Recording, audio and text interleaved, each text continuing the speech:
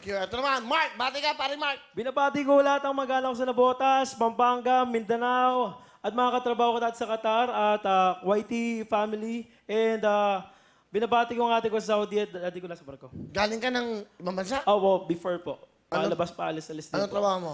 Yung last sa Qatar po, sa sales po ako. Tapos like yung sa ibang bansa like Macau and Indonesia, performer po sa Bali. Singer po. Event singer po. Solo singer ka? O? Solo po.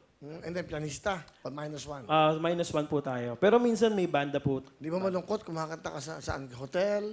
Lobby ng hotel?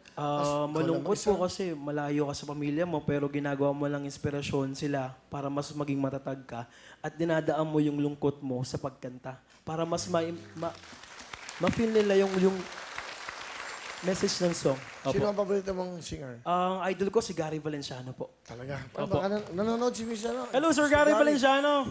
Idol, sana ma-meet po ulit kita ulit. Pag-meet na ba kayo? Once po sa sa kabila. Oh, okay lang. Saan? Sa Opo. kabila? Sa kabila? Dito sa may ano? Oo, sa kabilang kanto. Nepak-Humart?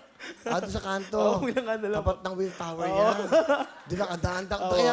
Kaya pinagawa ko yung Will Tower. Hindi na ako makalimutan. O, dyan sa entrance yun. Dapo. Pag nakikita nila ako, ay na naman si Willie. Okay. Nakatatak na po kayo sa kanila at napakalaking inspirasyon niyo po sa bawat taong nandito po sa Pilipinas, lalo at mga tao po audience natin.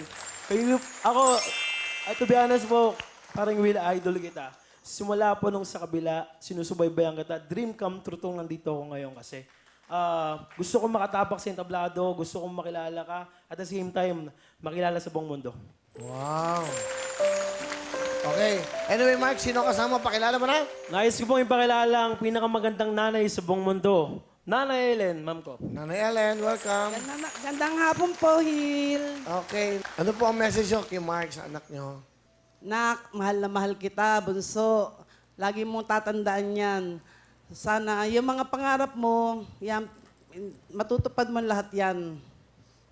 Hindi ka pababayaan ni God. I love you, Nak. Ma'am, gusto ko magpasalamat sa inyo ni Papa kasi tinaguyod niyo kami magkakapatid. At gusto ko lang pong lagi niyo tandaan yung pangako ko sa inyo. One day, bibigyan ko kayo ng bahay. Pinag-iipunan ko pa yun.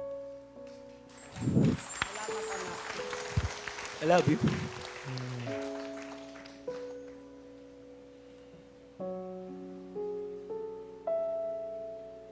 Pangarap mo ba bahay para sa magulang mo? Opo.